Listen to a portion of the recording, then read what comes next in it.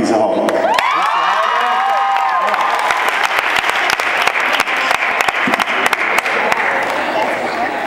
All right.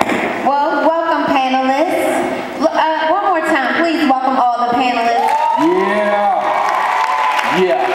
Thank you so much for being with us. Yes, and I don't know, Easy, where you want to start, but does anybody just want to jump in there? Is there anything that you would hope to communicate tonight? Yes, Sharita. You know, I don't have a problem with starting. All right. We came together to put this event together tonight, and it was basically due to what we all saw and have been seeing on TV with Rihanna and Chris Brown. The issue with me that Easy and myself and Lil did a radio show about was because we were very concerned when we heard the young ladies calling in and saying that Rihanna must have done something to provoke this. And it really brought tears to my eyes because I'm here tonight, and I can probably speak for most of the panel. We are here to say that there is absolutely no reason for anyone, male or female, to put their hands on another. So we're here, you know, we're coming from organizations that in our hearts are the children 100% all day, every day. And then we also want to make sure that you leave out of here with the information and help that you may need if you're going through it or if you know somebody who's going through it right now. You know what, Lily, I would love to go ahead and get into what the young people think. Yes, if you have any questions, young people, I mean, not just young, come on, I saw you raise your hand, I see you up there. Come on down, these mics are here for you, they're not here for me. I have basically said my piece, you can read my statement if you want, but tonight, it's about you. I want come on, please don't be bashful. If you have a comment, you can come and step up to one of these mic stands. Please, that's very important. We cannot, it would be ludicrous for us to just have this conversation with you and you not, you know, be involved with this. We're here for you. We're not here for the people up here. We already know what's right. We're here for the people that's out here, okay? And the people on the internet watching right now, and anyone else that may see a copy of tonight's event. So we really need you to get involved with the conversation. Let's go ahead and start with this gentleman right here. State your name and go ahead with your question or your comment. Thank you. And my name is Morris Wright. I'm representing Blue High School.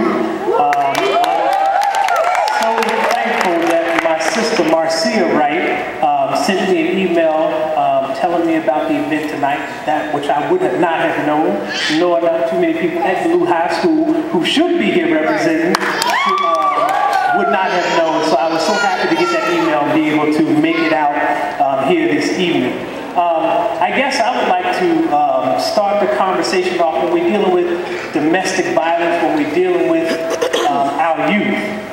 I kind of feel as though I'm on the front lines every day. I'm hearing it, I'm seeing it, I'm watching it go down, and every day I find myself walking in and out of the hallways correcting just the basic conversation level of our kids. Not just in the school building, on the buses, in the trains. It's the same negative conversations that are going on, okay? It's the same abusive language that's going on, even if it's play. You know, I'll smack you, okay, it's play.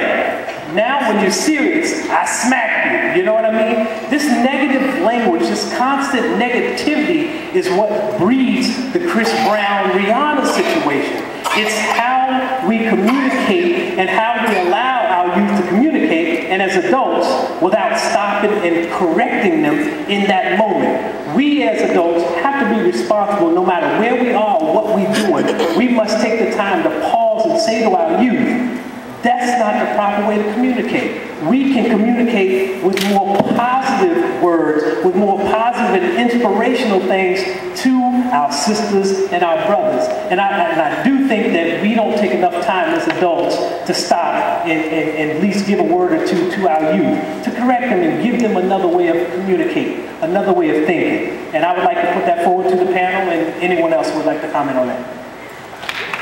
Yeah, one comment from the panel. One comment, please.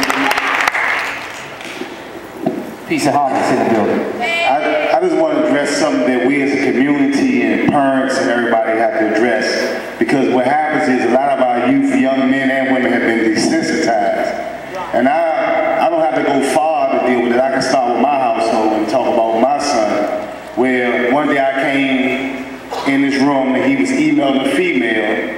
and he called her a B-I-T-C-H. And he did it because this is some lyrics in Lil Wayne's music, and he made a reference to Lil Wayne when he was talking to her. So what I'm saying is, if we don't check our young people, they become desensitized and have no value for our sisters. And I made him take Lil Wayne off his screen saver on his phone and all that. And he might still listen to Lil Wayne, but he knows that that's unacceptable. And if we don't start teaching our young people what to expect and how to relate to our children, then they're going to start not valuing our women or our men and looking at them as a piece of trash or playmates, and then that produces what we see. And if everything that they hear and speak is negative towards women, eventually the behavior towards women will be negative. So we have to pay attention to that and act like it's not affecting our children, because it is. And we can't control what they listen to all day, but we can control the way they think about things and how they take it in. And that's something that we not value enough in our community. Thank you. Lily, you have one right there? I sure do.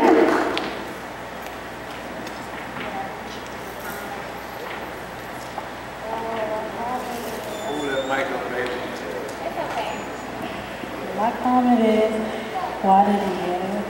Okay. Young lady, what's your name? So Kayla's comment is, why did he hit her? You're speaking of Chris Brown, huh? Why did Chris Brown hit Rihanna? Does anybody have a speculation on that? There's so much speculation. There's so much speculation. There's so much speculation about what that could be. Right. But you know what? I'd like to ask someone on the panel that has a wealth of knowledge. You know, why are we seeing this type of behavior from what you have experienced in the past with the work that you've done? Why do people hit? They hit because they lose control. They want to control the other individual or feel that they have the right to have this person to behave in a manner that is pleasing only to them. You cannot control someone else's behavior. You cannot control the way someone else thinks. You cannot control the way someone else believes. You have to accept them where they are. If you cannot accept them where they are, leave them alone. Thank you. I just want to add to that thank you for, where did you go? Thank you for asking that question. So often, what we hear is what Tanya was talking about earlier. Why doesn't she leave? Why does she stay? And being serious about the question, why didn't he stop? Or why doesn't the abuser, whether male or female, stop? And why is this happening? And so much of it is about power and control. And there are other ways to find power and control in your life and in this world. And people need to know that there are other things that they can do to get that sense. Thank you. I just wanted to, I'm sorry. Go ahead. My name is Helen Hall, and I've been working in domestic violence over 25 years, and I've seen this issue evolve about communication. I know you talked about Blue High School, but high school is really almost too late to kind of try to teach kids how to communicate with each other. I'm happy to see that we have elementary school children in here. The other thing, why did he hit? When he hit her, what message do you think he was sending? Was he communicating with her? He was communicating with her and conditioning her to do what he said when he said do it. So that physical violence is a form of communication. I think that we can kill two birds with one stone here. Of course, with domestic violence, the victims, majority of them are women. But in reality, the victims are the men too.